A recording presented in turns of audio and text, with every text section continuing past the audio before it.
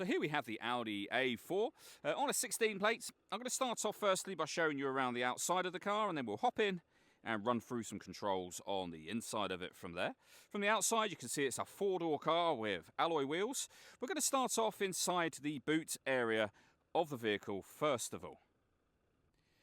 So we're at the rear of the car now. You can pop the tailgate open very easily with this key. As we approach the back of the car, you can see the reversing sensors just there. Plenty of boot space along with the 3 individually folding rear seats should you wish to increase this space even further again. Okay, so we're just going to work our way back around to the front of the car. And then as I mentioned, we'll hop in from there and run through some controls on the inside of the car.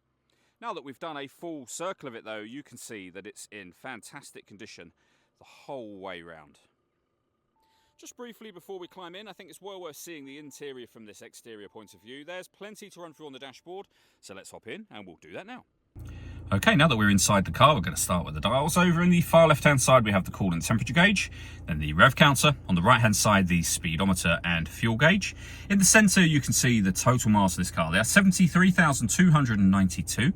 And, of course, the digital readout for the speedometer can be found in that section as well. You can change that information for various bits of trip computer and fuel economy information using the buttons on the steering wheel. We have our stereo controls, voice activation for our phone, the minus and plus pedals so you can change up and down again manually with this automatic gearbox. We've also got cruise control and speed limiter on this stalk just here as well.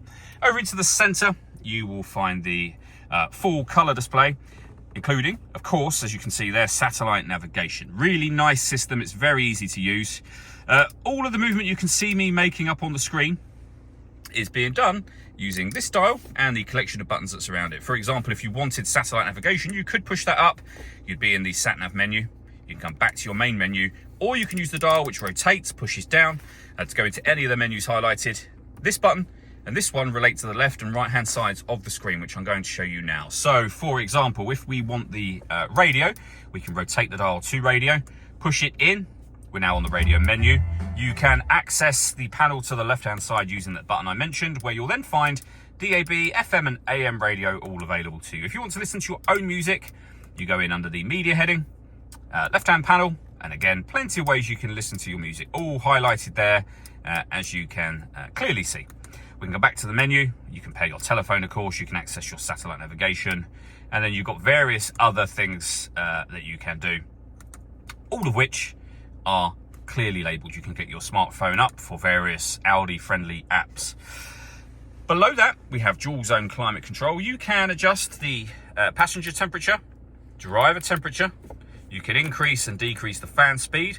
The dual zone climate control element relates to the passenger and driver. You'll see it says 3 zone there. That's because the rear passengers can also independently have a separate temperature should they wish to. You can change that using this button. You can also change the direction the air is being distributed in using these buttons just here. When you're happy with those settings, you can turn your air conditioning on and off from here. So off, eco, on, or put it into auto. In doing so, the car will then take full control to maintain the temperatures you've asked for. You can override that whenever you wish to. We've got a heated driver and passenger seat, both with 3 different heat settings on each.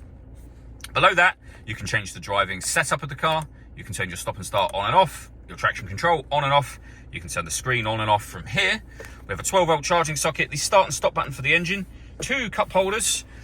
The controls went through just a moment ago. The main volume for your stereo, and then the controls for your fully automatic gearbox.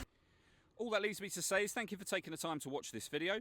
If you'd like to come and see the car for yourself and have a test drive, please feel free to give us a call here at West Horsley Motors. We'd love to hear from you soon.